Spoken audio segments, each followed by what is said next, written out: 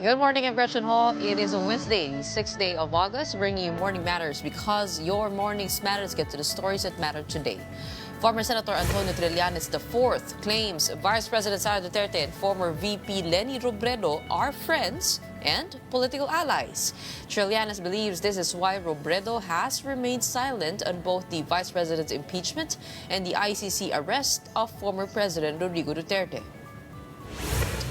Metro Manila Council President Francis Zamora backs the parking ban concept but rejects the idea of a total ban. He argues that it is not viable or practical policy. And how do we protect the people's interest from corruption and kickbacks? We'll be talking about the importance of good governance with Baguio City Mayor Benjamin Magalong later in the program. Welcome to our program, Morning Matters, where we talk about the issues you need to know for the rest of your day. Now, first on the agenda, the Supreme Court has given Vice President Sara Duterte's camp 10 days to respond to the House's appeal on her impeachment case. Here is a report. Earlier this week, the House of Representatives appealed the Supreme Court's decision, declaring the impeachment complaint against Vice President Sara Duterte unconstitutional. On Tuesday, the Supreme Court responded, directing the Vice President's camp to comment on the appeal. The High Court also noted the motion for reconsideration filed by Representative Percy Sandanya and others, pending its action on their motion for intervention. But the Supreme Court has yet to issue a ruling on that motion. Coinciding with this, various groups gathered outside the Supreme Court to demand that the impeachment process against VP Sara be pursued. According to Kiko Aquino D. of Tindig Pilipinas and nephew of former President Noynoy Aquino, failing to hold leaders accountable sets a dangerous precedent. Dapat talaga magkaroon ng pananagutan. Hindi pwedeng mawala yung proseso ng impeachment. Otherwise, maulit po yung nangyari nung panahon ng diktadura na yung mga matataas na opisyal, wala talagang salbabida yung taong bayan kung sila yung mga abuso. The Isang Bayan Coalition, composed of retired Supreme Court justices, legal experts, and religious and democratic groups, also filed a consolidated motion for reconsideration and intervention. Their appeal for the High Court is to issue a status quo ante-order, preventing the Senate from acting on or dismissing the impeachment complaint. Nakakatawa sa Senado. Noong February 5, ang utos ng Constitution, forthwith. Pero inabot sila ng ilang buwan. Ngayon, wala namang sinasabing forthwith. Ang sinasabi lang, meron desisyon na for execution, pero do they execute immediately? Nasa sa kanila po yun. Kaya nga sinasabi natin, bakit naman mag-execute sila kaagad? Meron pa namang motion for recon. Meron pa namang puwang. Ang ika nga nito, hindi pa ho final ang kaso. The Philippines and India signed 13 bilateral agreements following a meeting between President Bongbong Marcos and Indian Prime Minister Narendra Modi. 4 of the agreements focus on military cooperation, including structured talks between the armed forces and enhanced maritime coordination. President Marcos said the deals support the Philippines' defense modernization and praised India's role, especially through the BrahMos missile project. Both countries also agreed to boost military ties through intelligence sharing, joint training, and regular service-to-service talks. Meanwhile, India expressed support for the peaceful resolution of the West Philippine Sea dispute, backing the 2016 arbitral ruling and adherence to international law. India has now become the Philippines' 5th official strategic partner, following the signing of a strategic partnership declaration and a plan of action covering 2025 to 2029. Metro Manila Council President and San Juan Mayor Francis Zamora clarifies they support the no street parking policy, just not a total ban. Zamora explained that while major roads and mabuhay lanes should be cleared, inner roads may need exceptions. He added that each LGU will soon submit a list of streets where parking should be prohibited and where it might still be allowed. Sa mga inner roads, baka pwede hong mabigyan ng konsiderasyon. Sapagkat kung total ban po, Sheriff, ang tanong ko, saan po natin napaparada ng ating mga sasakyan? We have to also face certain realities. Nandiyan na po ang lahat ng mga sasakyan niya, no? Nabili na yan ng mga may-ari. Saan natin sila ililipat kung sakaling total ban nga po ang isasagawa? We will make decisions based on what is good for the majority. And to further discuss the proposed ban on street parking, we are joined this morning by San Juan City Mayor and Metro Manila Council President, re-elected President Francis Zamora. Magandang umaga po sa inyo. Yes, magandang po, Gretchen, and thank you for having me on your program. Okay, during the Metro Manila Council meeting last Friday, DILG Secretary Remulla said the Metro Manila Mayor should come up with a unified parking scheme by September 1, and citing the challenges that you mentioned po, no, yung feasibility of a total ban, what way forward do you see? Gretchen, for me, the most feasible way forward would be to craft a customized approach. Because, again, we cannot have one sweeping policy across all 17 LGUs because our demographics are different. For instance, there are cities that are highly commercialized. They have a lot of central business districts, so the approach may be different. There are some cities that are industrial in nature, so the approach may be different. For instance, as in San Juan, we are heavily residential with major commercial areas, so the approach may be different. So, again, let me reiterate that we fully support the call of the LG Secretary John Remulla to ban street parking. Yes, we agree that we should ban street parking. However, we should also consider allowing street parking during certain times of the day in roads which are not considered major thoroughfares, in roads which are not considered mabuhay lanes. Because even if we allow, for instance, one-side parking in these streets, they don't exactly impede the traffic flow. And it is the mayors that know exactly what these streets are. That is why during the meeting, Secretary Remulla asked us basically to give our sentiments regarding the initial proposal. And all of the mayors cited the individual situation in our LGUs. So that is the most feasible way to move forward as I see it. That each LGU needs to submit their proposed as to where parking should be and should not be allowed. And this will be evaluated by a technical working group composed of the Metro Manila Council, the MMDA, and the DALG. And let us see upon their evaluation if they will approve our suggestions. Pero non-negotiable po, yung tama, agree po kayo kay MMD Chairman Artes na non-negotiable itong major thoroughfares, pati na rin yung mga mabuhay lanes na have been mapped out. Yes, definitely. Definitely agree po tayo dyan, Gretchen. In fact, ngayon naman talaga, even without any change in policy, ganyan na talaga dapat. Dapat talaga enforced ng mabuti ang ating mga current parking and traffic rules and regulations. Ang pinag-uusapan lang natin dito, yung inner roads.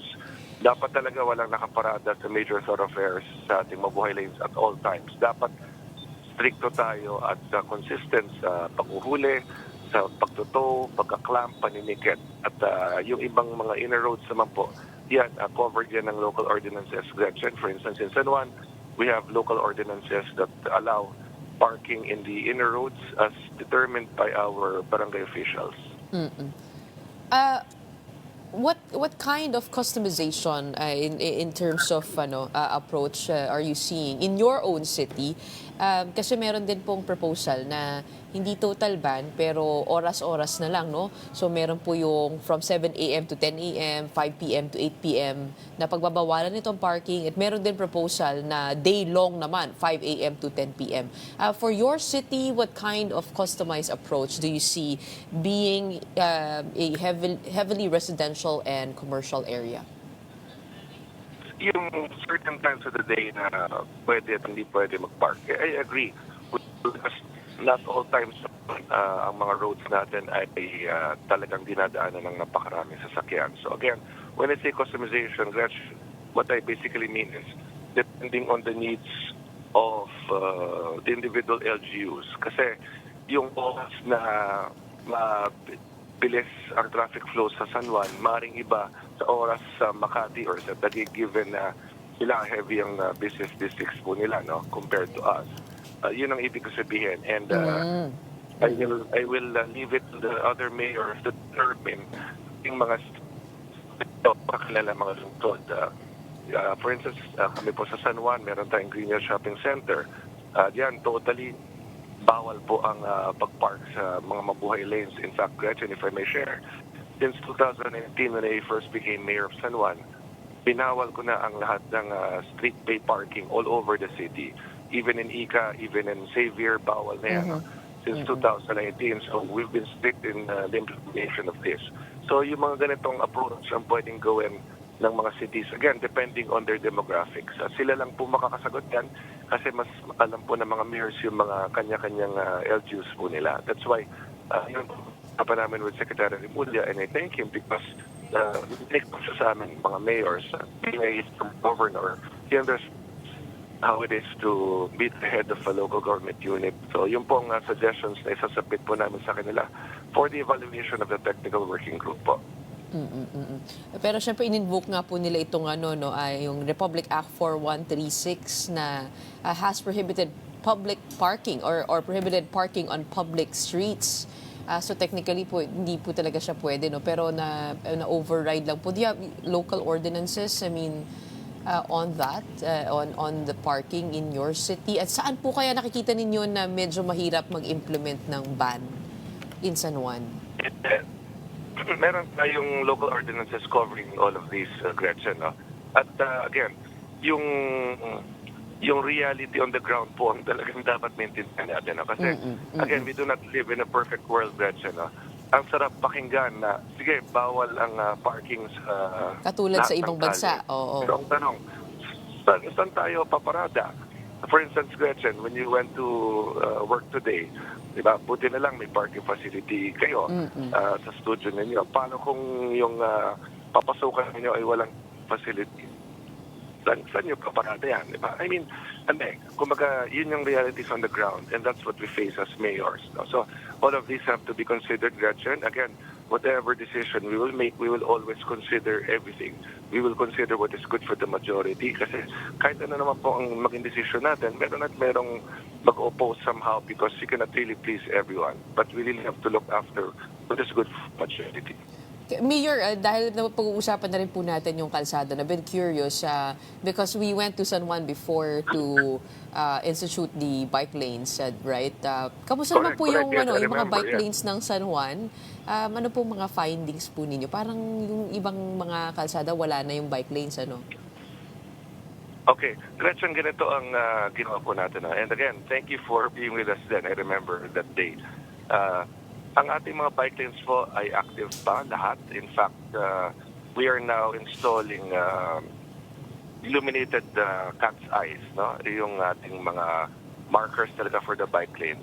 Tinanggal lang natin yung bollards along Ortigas Avenue and pinaglabanan because when we installed the bollards, that was during the time of the pandemic, wherein public transport was limited, yung iba hindi lumalabas ng bahay.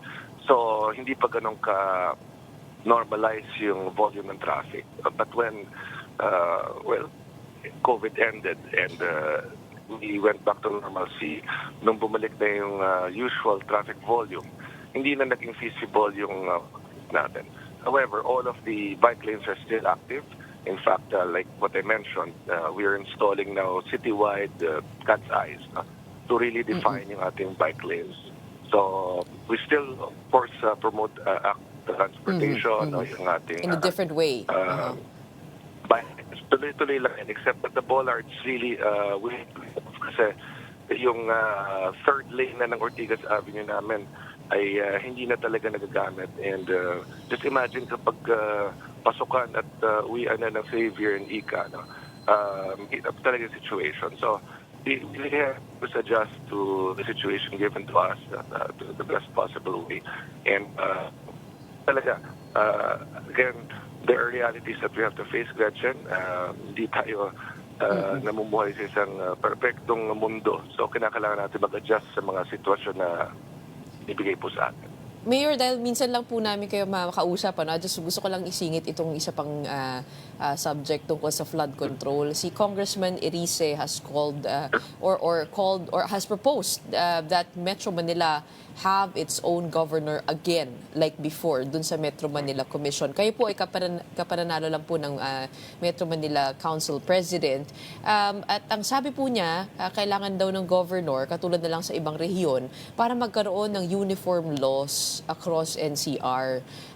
Because sa ngayon, nagkakalituhan dahil iba-iba nga po yung mga ordinance, pati na lang din yung patakaran. Pag tinignan niyo po yung number coding, dun pa lang medyo nakakalito na. At pangalawa, we also had an urban planner here from the Metro Manila Commission. At sabi po niya, yun po yung nagiging punot dulo nung delay ng mga flood control projects kasi ang hirap to get all the mayors together to agree. At usually nga parang the focus of a mayor would be the constituency. So what are your thoughts on that? And do you agree that it makes it difficult to make decisions? Well, right now the setup really is we do not have a governor. That's correct. Compared to other regions in the country, ang Metro Manila lamang ang unang governor, although meron na tayo at meron tayong Metro Manila Council. So just to define, the Metro Manila Council is the policy-making body of the MMDA. So kung ano man ang mga gagawin ng MMDA, kinakailangan ipasaya ng Metro Manila Council composed of the Metro Manila mayors. So yan po ang current setup natin at yan naman po ay dahil sa mga batas na ginawa. No? Now, if we will have it for instance in Metro Manila, that would mean masasakupan na niya yung 70 LGUs, which right now, like what you said, may kanya-kanyang autonomy. So, honestly, regarding that proposal, mas mabuti siguro na aralin mabuti, no? Because it will need an act of Congress, if indeed that is the suggestion, no? To undergo out of study kasi mababago talaga yung dynamics ng governance in Metro Manila. But given what we have now, Gretchen, this is something that I can assure everyone, especially those living in Metro Manila. Ang 17 Metro Manila mayors po natin ay nagkakasundo. Maganda po ang samahan, maganda ang aming relasyon sa isa't isa. We have very good rapport with the MMDA Chairman Don Artes. Kami po personally, both of us, bias po ang aming samahan. So we really talk about all of these issues and concerns. No? Since COVID-19, ang Metro Manila ay merong isang process. Tandaan po natin, during the time, pag nag-announce tayo, for instance, I remember during the time, merong mga curfew, merong mga lockdown, even though other cities had other policies that they wanted to implement, pag nagkakabotohan kami ay parating unanimous yan. No? At yun ang tungkulin ko, Gretchen, as President of the Metro Manila Council. It is my duty to ensure that Metro Manila will have one voice. And when it comes to flood control, for instance, this is something that we've discussed with Chairman Artes, na maggagawa nga ang MMDA at ang DPWH ng isang Metro Manila Drainage Master Plan, which I fully agree to. Dahil hindi pwedeng individually o mga cities lamang ang gumagawa ng sarili nilang Drainage Master Plan because they're connected. Yung drainage system ng San Juan, konektado yan sa Mandaluyong, konektado yan sa Manila, konektado sa Quezon City.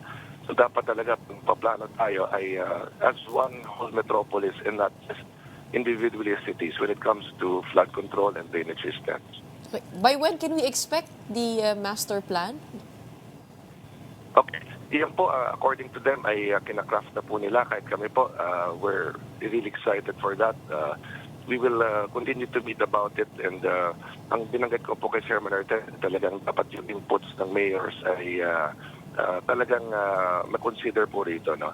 Kasi kami, again, for the information of everyone, Gretchen, wala kaming pong hawak when it comes to big flood control projects. Yan po ay sa national government. No? Pero ang mga mayors po, mga LGs, are not determined alin sa aming mga barangay, alin sa aming mga kalye, ang dapat improve ang drainage systems, kung saan dapat magtayo ng pumping station. Correct. So, right now, yun po ang tools po namin. Ano? So, we have to live with the current situation because, again, that is the governance framework that we have now in Metro Manila. And that this will change in the future, just in case. Kami naman po, of course, we will adjust But right now, ito po ang paraan ng pamamahala sa Metro Manila. At again, I assure everyone that the 17 mayors of Metro Manila ay kami po ay nagkakaisa para po sa National Capital Region.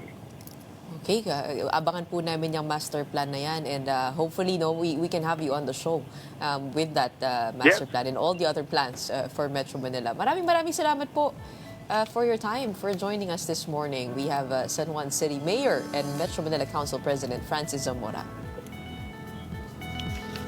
Up next, former Senator Trillanes is fueling speculation of a Duterte-Robredo alliance. But how is former Vice President Robredo's camp reacting to the claim? We'll discuss that when Morning Matters returns. Keep it here on One News.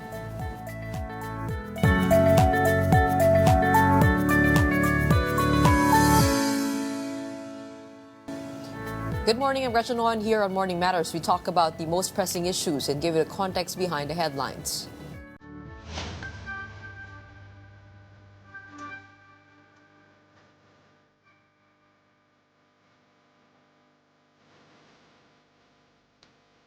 Former Senator Sonny Trillanes is accusing former Vice President Leni Robredo and her allies of shielding former President Duterte from international prosecution.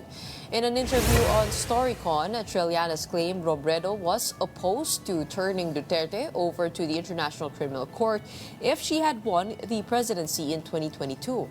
He also alleged that Senator Bam Aquino requested him to help delay the ICC's issuance of an arrest warrant.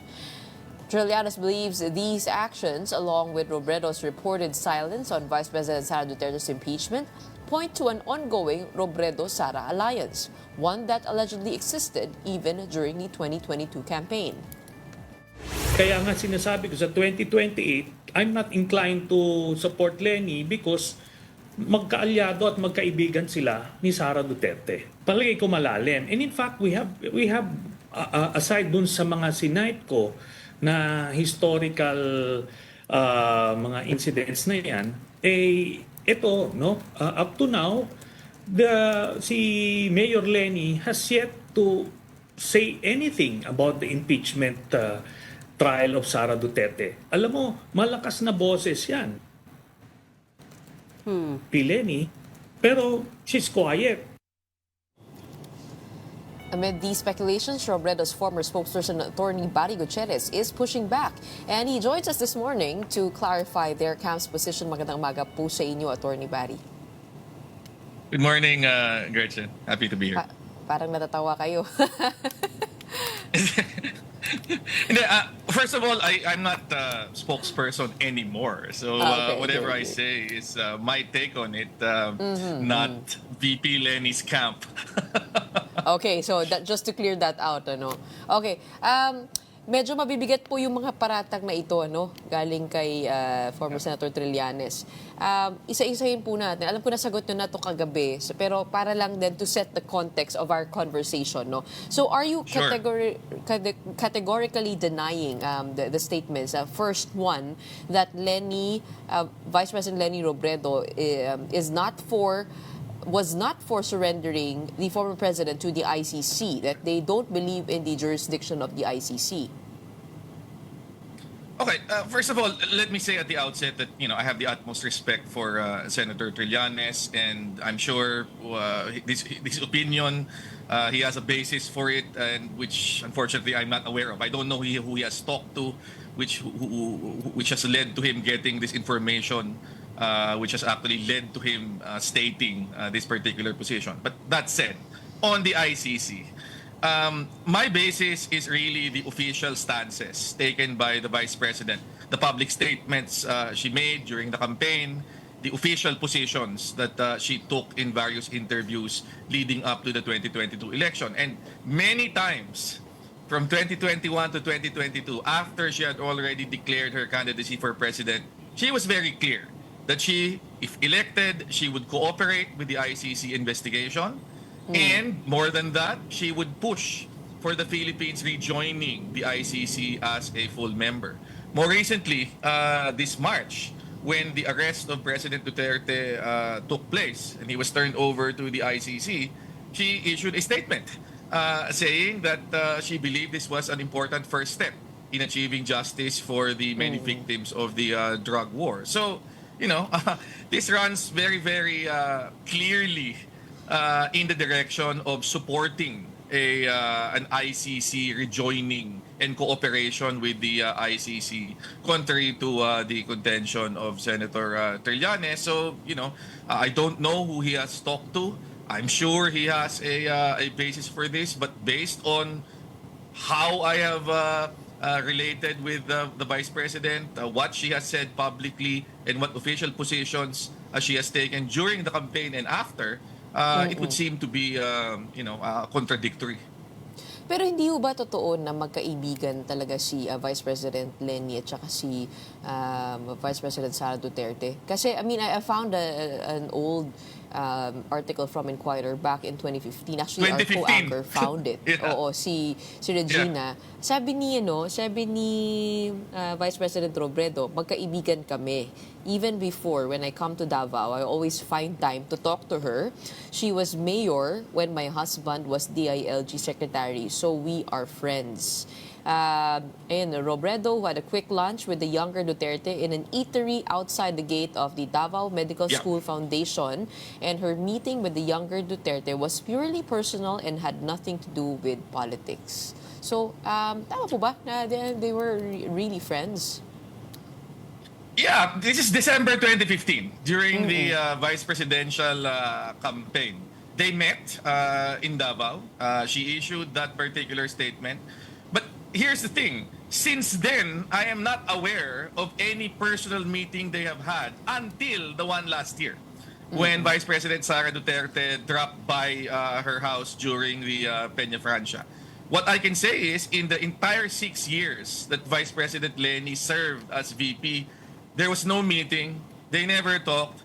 And more than that, VP Sara was constantly hitting us, hitting the Vice President, calling her fake VP, linking her with alleged fraud committed during the 2016 election, which fortunately these allegations were, trashed by the Supreme Court when they dismissed the electoral protest against her. But my point is, if they were friends in 2015, then the mayor Sara Duterte then had a strange way of showing it in the following 6 years when VP Leni was vice president. So I can't speak to how they are now.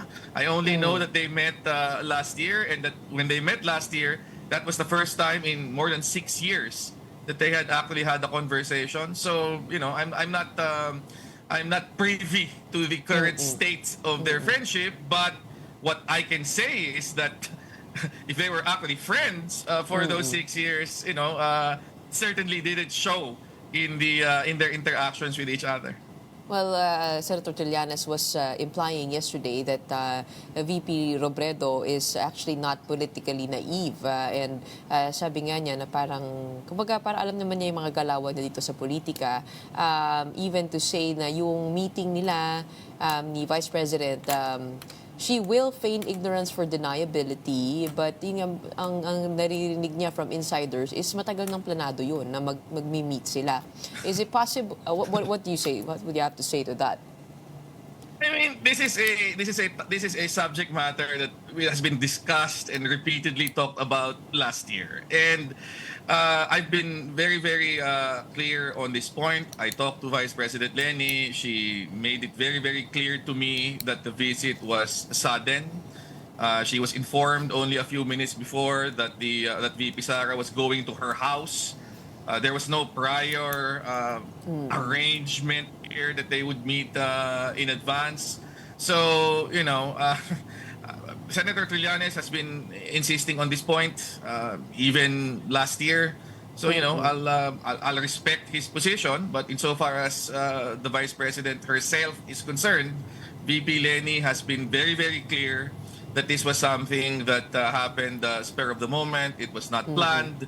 It was not about politics. It was simply about being hospitable to a person who decided to visit her in the middle of the most major religious festival in Naga, the Peña Francia that year. And aside from VP Sara, there were other people, politicians, who also dropped by to visit her, and she entertained them all. So, I think it's pretty clear what this was.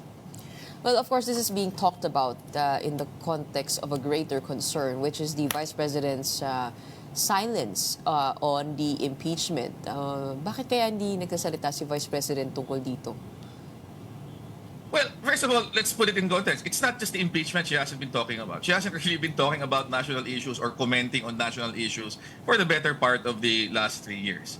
And when the 2022 elections ended, she made it very, very clear that she would focus on, first, her Angat Buhay NGO, something that she actually spent so much time on in the last 3 years, and then eventually focusing on local concerns in Naga, which eventually led to her running for mayor and now being mayor of Naga City. So it's not something that we should just isolate and say, oh, we should kasalita tungkol sa impeachment.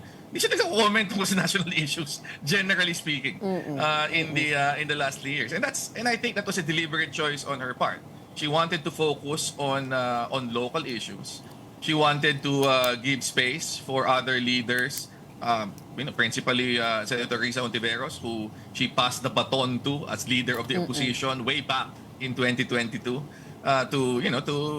to be the one to actually speak on these issues of national concern, while she focuses on Naga and her local issues, which she has consistently pursued over the last few years. So I don't think we should be surprised or that we should single out the impeachment in particular. She has simply not been commenting on national issues after the 2022 elections.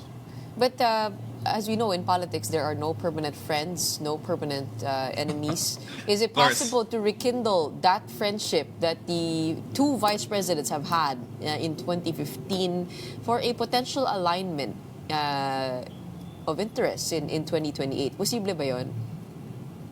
I have not seen any indicator that that there is any movement towards that. I mean, as to their personal relationship, whether they will rekindle their relationship as friends, I obviously cannot answer that. That's something personal to VP Leni. But insofar as politics is concerned, she was very clear when there was a lot of speculation last year that the meeting was supposedly to discuss a possible alliance. She made it very clear that that was not the topic of the conversation in that meeting. It was purely personal. They did not talk about politics. They did not explore any future alliances or cooperation. And since then, that was a year ago, there has been no single indication that was actually the direction, which actually, I suppose, supports the point that VP Leni was making in the aftermath of that conversation and the speculations that came afterwards. So, as far as from my perspective, from where I'm sitting, I don't see that happening, and I've not seen any indicator that that's the direction that this will be going. Yeah. Well, it seems to be, Senator Trillanes also airing his frustration over what happened in 2022 na medyo hindi nakapaghanda ang opposition dahil nga doon sa late announcement ni VP Robredo. At sabi nga niya, hindi na pwedeng mangyari. We've learned our lessons. Hindi naman kailangan public declaration, pero internally, dapat may paghahanda na. So, in terms of that, is the Vice President looking at the possibility or at least having a certain open-mindedness towards a national position in 2028? Would you know of that? Well, to begin with, I agree completely. I think everybody who was involved in the 2022 campaign, the key takeaway is we should prepare earlier. And I fully support Senator Trillanes when he says this is a conversation that should happen sooner than later. Now, as to the Vice President's intentions, up to now, she has not actually indicated any plans for 2028. She has just been elected Mayor of Naga. She just took office barely a month ago. on June 30. So I think her entire focus is really on doing a good a job as she can as Correct. mayor Yes, of Naga. yes. She made it very clear before. She gave 6 years of her life to the nation. Now she's going to focus on the needs and the concerns of her own kababayans in Naga. At least for these 3 years. But we don't need to wait for Vice President Leni in this particular case. I mean, there are so many other people in the opposition who are interested in actually starting to plan this early, and I think those conversations can happen if and when the Vice President decides that she wants to be involved. Then I'm sure that space and time can be found for her and her supporters. But in the meantime, this is her focus, and everybody else who wants to already start planning correctly so for 2028, I suppose can proceed. Okay, thank you so much for taking the mantle for the Vice President to be her spokesperson, at least unofficially, and answering those questions. We will look out for that. Hopefully not a souring of a relationship between the former senator and the former Vice President. Maraming salamat sa iyo for taking our call and answering your questions. We have Attorney Barry Gutierrez joining us this morning. Anytime, Gretchen. Happy to be here. When we return, let's talk about the importance of good governance and other pressing matters with Baguio City Mayor Benjamin Magalong. Don't go away. That's right up after a quick break.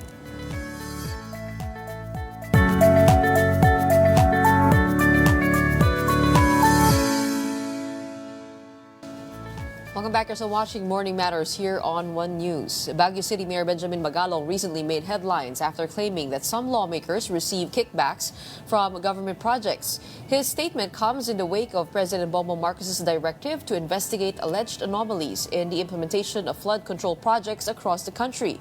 And we are now joined by Mayor Magalong to discuss this issue further and its significance in the broader push for transparency and accountability in government projects. Magandang umaga po sa inyo, Mayor. Thank you again for joining us. Good morning, Gretchen. Good morning sa ating mga viewers. Thank you for Mayor, having me. alam po namin kayo po ay isa sa mga matatapang na boses pagdating po sa issue na ito ng korupsyon, lalong-lalo na sa mga infrastructure projects. You have alleged that some lawmakers are receiving kickbacks. But Congressman Terry Ridon has actually challenged you to come forward with concrete proof.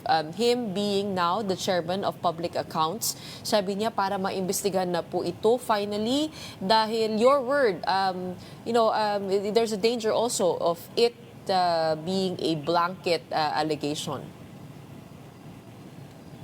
Well, alam mo, Gretchen, matagal na nangyayari na, At they keep on, giving a blind eye. They don't want to, admit it. Kumbaga parang it is an inconvenient truth. Just like having a big elephant in your room but nobody would like to talk about it. Pero ngayon lumabas na because of those, the pronouncement of the president. And then suddenly, nung nag-react ako, bigla naman silang nag-react sa akin. Hindi sila nag-react kay presidente. But nonetheless, sabi ko nga, ipatawag na lang nila ako. So I'm just waiting for them to, send their summons. So you have actual proof of some contractors and lawmakers involved in this?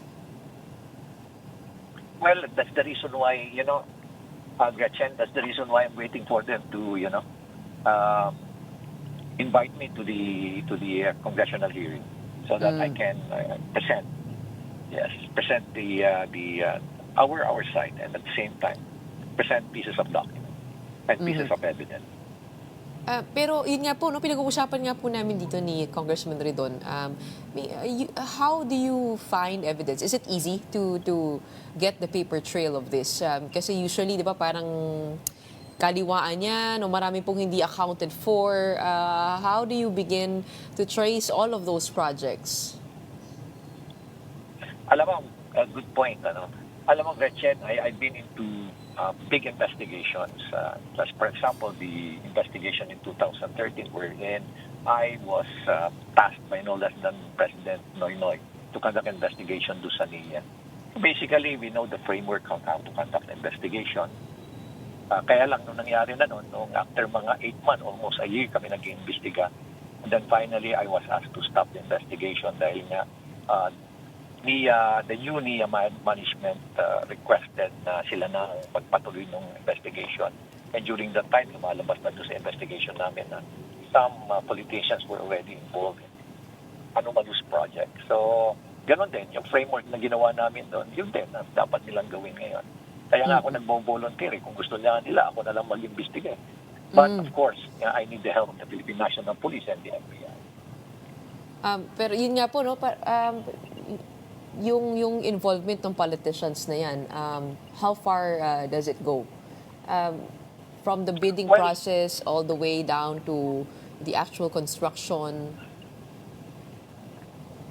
Alam mo, Manyan, it is a, kumbaga parang silent partnership. Silent partnership. Ang pinakamahirap talaga dyan is how to prove and get the right piece of evidence that would really serve as a prima facie evidence. Like for example, tumanggap sila tapos pumirma ba sila doon sa resibo. Wala namang pipirma sa resibo. Sino ba naman ang stupid na politician na pipirma ng resibo na alam niya na grease money yan o bribe money yan? Ano? O kaya yung porsyento yan? Nobody. But there's a way of pinning them down. Ano? And that's actually the what I call it, kumbaga, isa yan sa mga trade, how do you call it? Some of the skills, trade skills yan ng investigator. Oh, pero yun nga, no, I mean, like, would it be, what do you think about the government's probe now on these contractors? Saan po kaya makakaharap ng balakid? For example, doon nga po doon sa isang sa isang lugar namin sa probinsya, meron kaming dike doon. At pagbukas mo, makikita mo na hindi pala siya pulido yung pagkakagawa. Ito pala wala pa lang mga bato sa loob. So mga substandard projects na you only learn about years later or when they get damaged. So paano po kaya yung magiging investigasyon to be able to see, to hold people accountable? Ano po yung pwedeng habulin sa mga proyekto na nabanggit ng Pangulo? Well, tama yung observation mo, no? And it's not only happening in your province. It's nationwide. Believe me, Gretchen, it's nationwide. Ako nga ngayon, meron akong picture na sheet pile na 1 meter lang When in fact, ang nilagay doon, 9 meters na sheet pile, ano?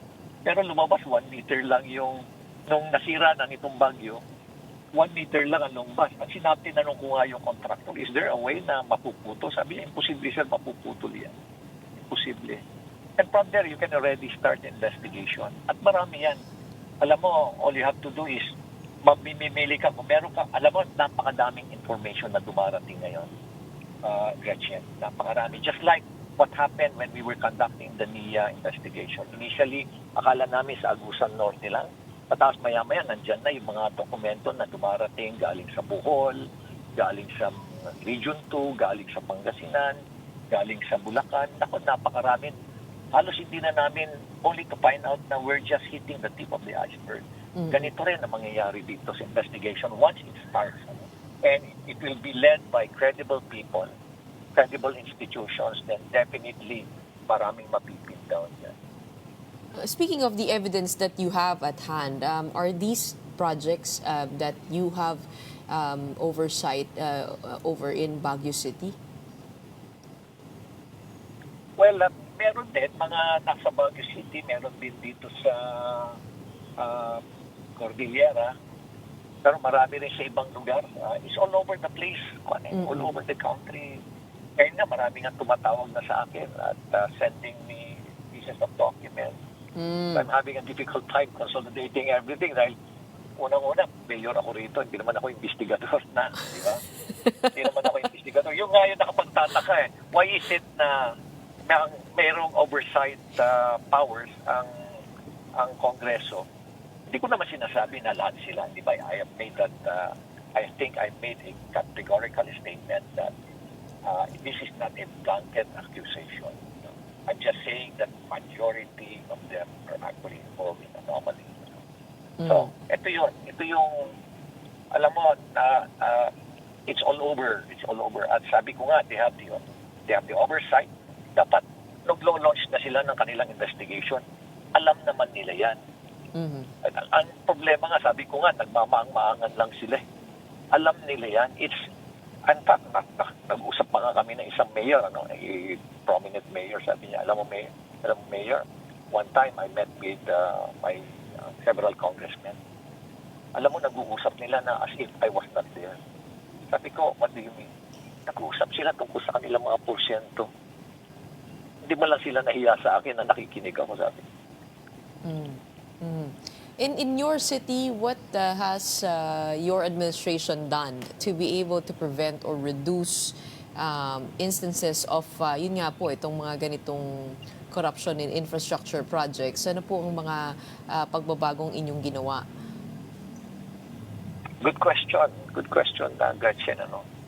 At my level, sa LGU, basta funded ng local government at talagang wala ng corruption dito. And it started with me. Kung ako yung tumanggap ng porsyento, what is my moral ascendancy to demand that my subordinates follow me? Wala, di ba? So, it always starts with the leader. There's no substitute to leadership by example. Pero ang tanong mo siguro ngayon is, paano yung DPWH? Wala po akong control yan. Unang-una, ang DPWH, control ho yan ng mga mambabatas. Sila nga namimili dyan. Ulitin ko, sila naman talaga ang namimili ng district engineer. Sila rin ang namimili ng regional director. Ang DPWH ho? Doon pala, malalaman mo na kagad. No? Oo. Yes, oo. Sila talaga yan, Gretchen, ang namimili dyan. Kung i-deny nila yan, ilang beses ko na sinabi yan. Pag deny man sila dyan, tatawanan lang sila ng mga ibang mga local na politicians because actually it is sabi ko nga sa iyo, it is a sort of a partnership between the lawmakers and the PWH. So, you agree with the suggestion to ask the DPWH Secretary to go on a leave of absence para pong maimbestigahan po ito na mabuti? Well, delikadesa lang siguro, Gretchen. Delikadesa lang. Maganda siguro mag-leave of absence siya para ipakita niya talaga na talagang open siya sa ganitong investigation. Dahil nga, ang involved na agency rito, yung DPWH, look at the huge amount that is involved, 1.something trillion, and then how much goes to corruption. Hindi lang siguro 20%. Isipin mo, may mga projects dyan na almost ang kinukuha ng mga corrupt na politiko at opisyal, umaabot ng 60% dahil sila na yung, may porsyento na sila pa yung contractor, sila pa yung supplier. Sabi nga ng mga contractor, isipin mo sir, binawasan na nga kami, kinuha na kami ng porsyento, sa kanila pa kami kukuha ng mga supplies namin. Kaya nga talagang, katulad yan, yung sheet piles, alam mo ba na per kilo yan? Yung sheet piles na per kilo yan, sa market survey niyan, umaabot siya ng mga 34 pesos. Pero ang gagawin ng supplier niyan, yung legitimate supplier, papatungan niya ng mga 5 piso yan. So, sabihin natin 39 pesos, 38 pesos, 45 pesos. Pero tingnan mo yung sa detailed unit price analysis o dun sa kontrata, umaabot siya ng mga 70 pesos. Ganun na nga kataas yung din pinato. Per kilo yan, and every sheet pile at 12 meters, that's about 556 kilograms. So, isipin mo na lang kung magkano nakagad ang patong yan. Halos na doble. Tapos, ang isa pa, na doble na nga, dadayain pa nila. Instead na ilulubog nila because the embedment stays sa technical study. 12 meters or 9 meters ang embedment. Ang ilalagay lang nila 3 meters. So, tingnan mo lang yung embankment na yan. It stretches to many hundreds of kilometers. No? Kaya makikita mo talaga yung kalokohan na talaga. Wala nang konsensya. At yung mga material cost, sino po ang nag-audit po niyan? Ano po nakikita ninyo sa pag-aaral po ninyo na maaaring baguhin dun sa proseso para magkaroon ng mas maayos na checks and balances? Well, market survey. Dapat open yun sa market survey. So kailangan talagang vigilant ang tao. Vigilant din ang community. Dapat yung detailed unit price analysis should be transparent, should be published. And the contract should be published. How many times did I request DPWH to provide me a copy of that? Wala. Hindi sila nagbibigay. Binigyan nila ako ng, sabi nila sa akin, sir, ito na po yung website. Puntahan mo na lang yung website. Isang linggo na namin binubuksan yung website. Wala kami makita dokumento doon. Wala kami makita information. That's the reason why to sa rock netting project, I asked NETA to conduct a study. So just open access data for infrastructure projects would be a big help. Yes, kailangan yan. Oo. Malaking bagay. It's all about transparency. It's all about open government partnership. Look, Okay. DBM, DILG is now promoting open government partnership. Baguio City is just one of the 4 LGUs in the entire country out of the 1,600 na nag-apply sa open government partnership. We are now a member of that OGP global network. So it clearly stipulates that you have to be transparent, accountable, strong ang accountability, and strong citizens participation. If they're going to allow that in all agencies of government, especially itong mga involved sa infrastructure projects, including the Department of Health, talagang talagang malaking epekto nito sa natin, sa efficient and effective delivery of services. At talagang ma-address na malaki itong corruption na nangyayari. Hindi po ba trabaho din ng COA to flag those projects? Good question, Gretchen. Good comment pala. Siguro pinakamaganda is tanungin natin ang COA. Well, sana nga po mangyari yung hearing na yan, para ito nga po, maganda po mga suggestion nyo. Lalong-lalo na, itong pinag-usapan din ni Terry Ridon, yung procurement process na simula pa lang parang rigged na at parang tinatanggal. Kumbaga yung specification na hinahanap, talagang sinasakto dun sa kumpanya na gusto nilang manalo. Yun yung isa sa mga parang pwedeng tignan. I guess as a final point, how is Baguio City doing, in the aftermath of the recent cyclones? I mean, if you take a look at the impact of these projects in your city, yun po ba ay nasolusyonan na? I mean, with your good governance reform, or is that out of your control, being this is a national issue? Well, malaki rin ang damage namin dito. We accounted for about 94 landslides. We have about more than 120 trees now na down. Halos umabot na ng mga 16 houses ang na-damage, partially damaged. We have around 11 na totally damaged. Malaki rin ang damage dito sa amin. We're still waiting for the support coming from the national government. Pero yung DSWD naman, mabilis naman ang umaksyon sa amin. And we're hoping sana na doon sa mga sinabit namin na mga damage na infrastruktura namin, get substantial funding coming from the national government. So right now, by the way, I just would like to react doon sa binanggit ni Congressman Ridon na sa umpisa pa lang, rig na yung BD. Totoo naman yan, bakit ngayon lang? Noong pa nila alam yan. Sabi ko nga sa inyo, it is an inconvenience sa kanila. Pero wala. Why only now? Why only now? Hindi naman po kayo na pag-iinitan. I mean, alam po natin sa Baguio City, kayo po ay okay po dyan. Pero on a national level, getting resources your way, given that you voiced out in this issue, hindi naman po kayo na pag-iinitan? Hirap ako makakuha ng pondo, Gretchen. Believe me. Mabuti na lang. Nakakatulong sa akin yung mga secretary at senators. Pero mahirap talaga makakuha ng pondo. Well, it's something that I have to deal with. It's something that I have to deal with. Pero kailangan po namin kayo. Kailangan po namin ang boses ninyo. Thank you, Gretchen. Sana po ito ay magtuloy-tuloy na. Hopefully we finally have the momentum here with the President himself declaring a crackdown on these contractors, and hopefully it pays off in the long run and we get to change things in our system. Yan naman po ang ating pangarap. In the meantime, maraming salamat po for your time today. We know you're very busy. Thank you so much for joining us. Here on Morning Matters, we have Baguio City Mayor Benjamin Magalong. Senator Hontiveros has raised alarm over the government service insurance system's alleged investments in questionable ventures, including over 1 billion pesos placed in online gambling. Hontiveros questioned why GSIS would invest public employees' funds in gambling, calling it both unethical and irresponsible. She said that the alleged investment has resulted in massive losses.